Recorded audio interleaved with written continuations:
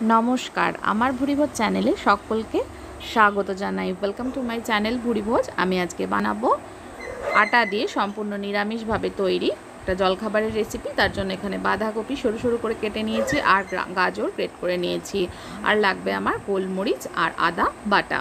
এবার কড়াইতে তেল দিয়ে দিয়েছি, তেলটাকে অল্প গরম করে নিয়ে এর মধ্যে দিয়ে দিলাম বাঁধাকপি আর গ্রেট করে রাখা গাজরটা। আপনারা যদি এটা পেঁয়াজ রসুন দিয়ে করেন তাহলে সেক্ষেত্রে পেঁয়াজটাকে আগে একটু ভেজে নিয়ে তারপরে রসুন অ্যাড করে একটু ভেজে নিয়ে তারপরে বাঁধাকপি আর গাজরটা অ্যাড করতে হবে। এবার এটাকে আমি ভেজে নেব 4-5 মিনিট মতন।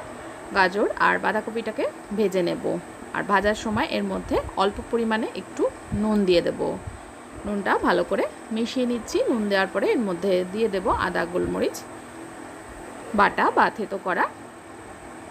আদা গোলমরিচ বাটাটা দিলে কিন্তু এটা খেতে ভীষণ ভালো হবে এবং একটা খুব সুন্দর ফ্লেভার আসবে। ভালোভাবে এটা মিশিয়ে নিচ্ছি, মিশিয়ে আরও একটু ভাজা ভাজা করে নেব। আমি এটা আটা মেখে রেখেছি, নর্মাল রুটির আটা যেরকম আমরা মাখি সেই রকমভাবেই আটা মেখে রেখেছিলাম।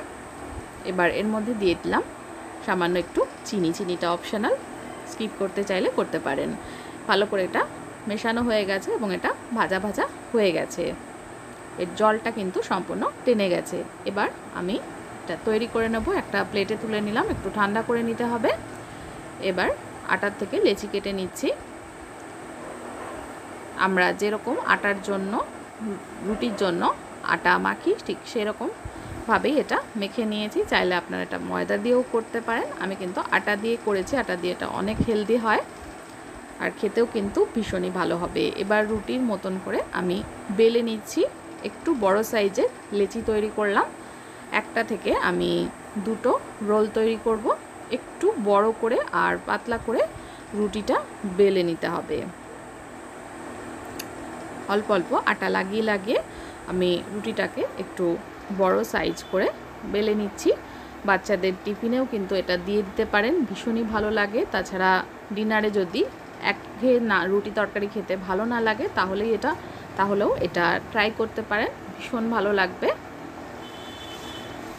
আমি বড় করে পাতলা করে বেলে নিলাম। এবার আমি এর মধ্যে যে পুরটা তৈরি করে রেখেছিলাম বাঁধাকপি আর গাজরের, সেটা অ্যাড করে দিলাম। এখানে চাইলে আপনারা ইচ্ছে মতন সবজি ব্যবহার করতে পারেন, বিনস দিতে পারেন, ক্যাপসিকাম দিতে পারেন, মটরশুঁটি দিতে পারেন। আমি এবার এটাকে ঘুরিয়ে নিলাম, ঘুরিয়ে হাত দিয়ে একটু চেপে দেব যাতে পুরটা চারিদিকে ছড়িয়ে যায়। এবার এটা মাঝখান থেকে ছুরি দিয়ে কেটে নিচ্ছি। ছুরি দিয়ে কেটে নেওয়ার পরে এটা তুলে নিয়ে এর ভেতরে পুরটাকে একটু ভেতরে ঢুকিয়ে দিচ্ছি। ঢুকিয়ে এটাকে মুখটা বন্ধ করে দেবো যাতে ভাজার সময় এগুলো বেরিয়ে না আসে। এইভাবে চেপে চেপে তৈরি করে নেব। প্রত্যেকটা থেকে দুটো করে এরকমভাবে দুটো রোল তৈরি করব। ভালোভাবে দুটো দিক একটু মুড়ে দিলাম যাতে বেরিয়ে না যায় সবজিগুলো। সমস্ত এইভাবে তৈরি করে নেব। কড়াইতে সাদা তেল গরম করে নিয়েছি। আঁচটা কমিয়ে নিয়ে তেলটা ভালো করে গরম করে আঁচটা কমিয়ে নিতে হবে। এবার কম আঁচে একদম ভালো করে লাল করে দুটো পিঠ ভেজে নেব। এটা ভাজতে কিন্তু খুব বেশি সময় লাগবে না, খুব তাড়াতাড়ি ভাজা হয়ে যাবে।